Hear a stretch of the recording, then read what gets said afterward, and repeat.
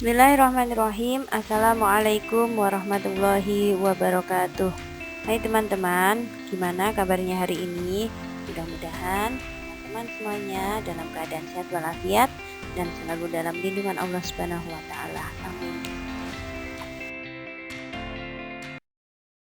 Hari ini kita bertemu lagi dalam mata pelajaran IPA.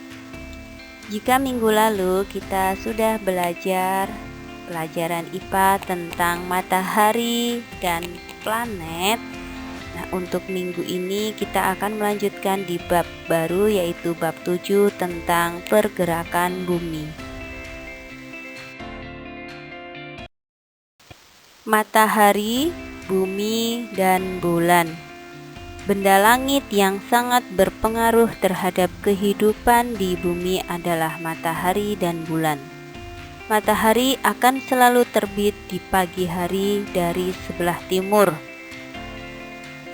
Bulan adalah benda langit yang letaknya paling dekat dengan bumi. Teman-teman masih ingat ya, bulan itu adalah satelit alami planet bumi. Bumi bersama bulan bergerak mengelilingi matahari. Peredaran bumi mengelilingi matahari dinamakan revolusi bumi. Sedangkan perputaran bumi pada porosnya dinamakan rotasi bumi.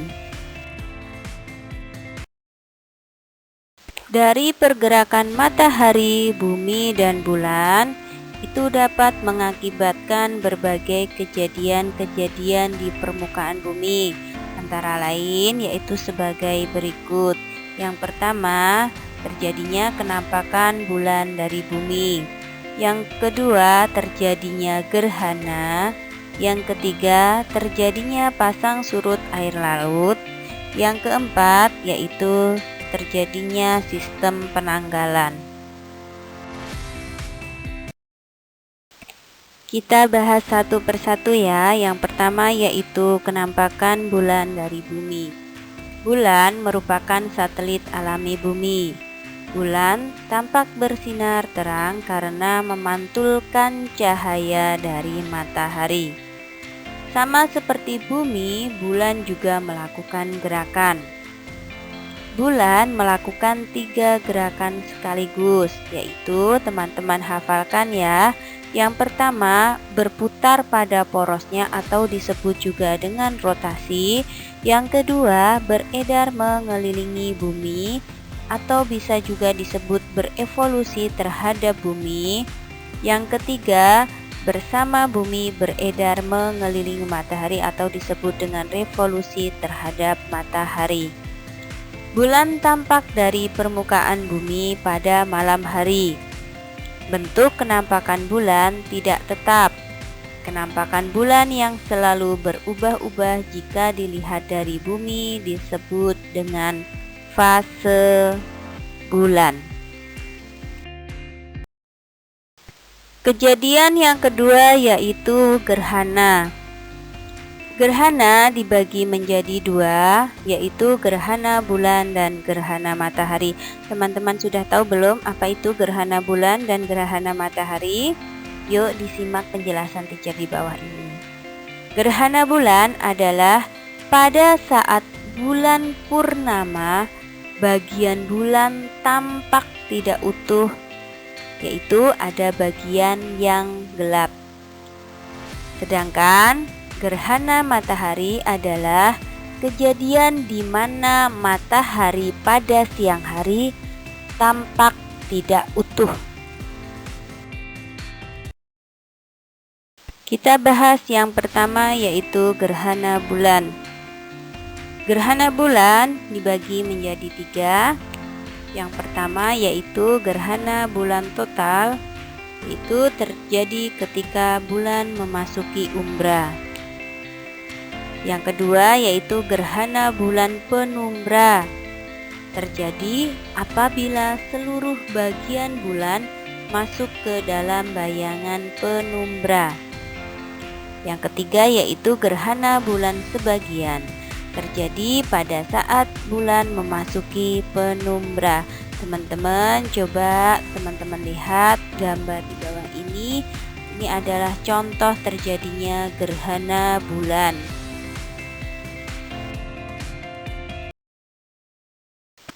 Yang kedua yaitu gerhana matahari. Gerhana matahari terjadi ketika bumi, bulan, dan matahari terletak pada satu garis lurus. Cahaya matahari yang menuju ke bumi terhalang oleh bulan, sehingga bayangan bulan jatuh ke permukaan bumi. Nah, gerhana matahari dibagi menjadi 3. Teman-teman hafalin ya. Yang pertama yaitu gerhana matahari total. Terjadi pada daerah umbra. Gerhana matahari total selalu diawali dan diakhiri oleh gerhana matahari sebagian. Contohnya teman-teman bisa lihat pada gambar di samping. Yang kedua yaitu gerhana matahari cincin yang terjadi pada daerah penumbra. Posisi bulan berada pada titik terjauh dari matahari. Teman-teman bisa lihat contohnya pada gambar di samping. Yang ketiga yaitu gerhana matahari sebagian. Terjadi pada saat bumi berada pada bayangan kabur penumbra bulan. Gerhana matahari sebagian berlangsung lebih lama daripada gerhana matahari total. Untuk contoh gambarnya teman-teman bisa lihat pada gambar di bawah ini.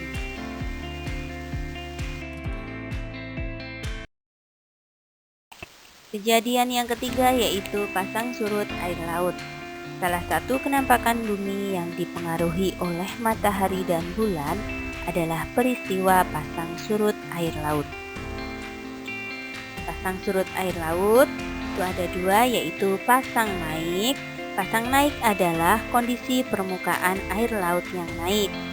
Yang kedua yaitu pasang surut. Pasang surut adalah kondisi permukaan air laut yang turun. Pasang naik dan pasang surut air laut dibedakan menjadi 2, yaitu berdasarkan letak posisi matahari, bumi, dan bulan. Yang pertama yaitu pasang perbani. Apa itu pasang perbani?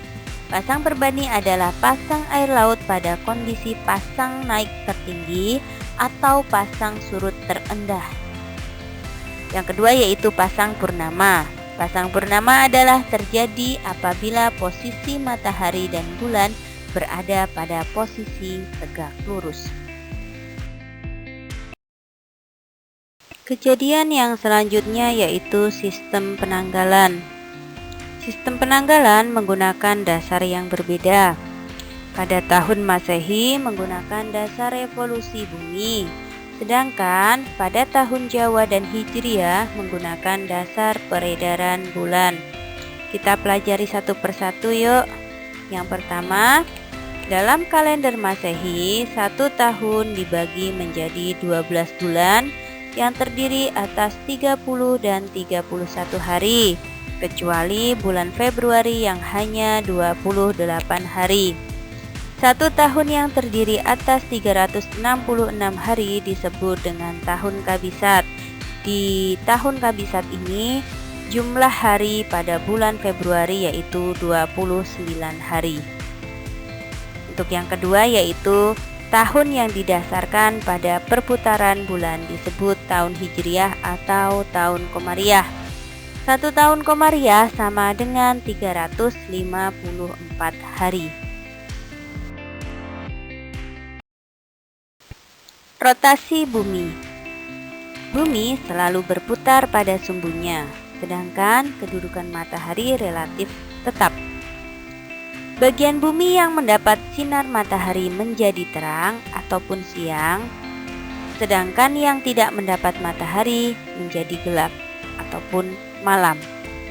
Pergerakan bumi pada porosnya disebut dengan rotasi bumi.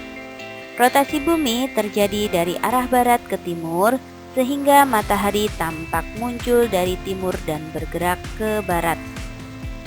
Akibat adanya rotasi bumi, terjadi peristiwa sebagai berikut.